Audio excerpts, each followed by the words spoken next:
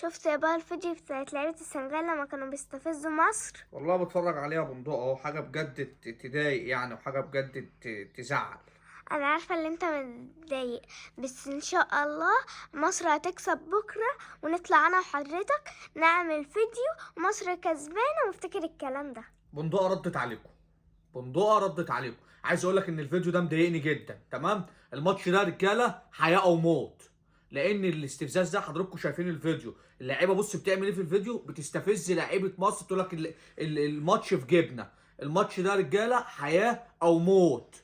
انت ما تنساش نفسك، انت لعيب منتخب مصر، ولو ناسي انت لعيب منتخب مصر بص على الفانلة اللي انت لابسها، واعرف انت بتلعب لمنتخب مين. منتخب مصر منتخب كبير ومنتخب رجاله، وانا يا رجاله الماتش ده بالنسبه لنا حياه او موت. انا عايز الفيديو ده لو سمحتم الناس كلها تعمل شير ليه. عايز الفيديو ده يوصل للاعيبه منتخب مصر هناك في الفندق بتاعهم. منتخب مصر منتخب كبير، مش كل من هب ودب يطلع يقول لك اصل الماتش في جيبنا والماتش مش عارف ايه. الرساله وصلت.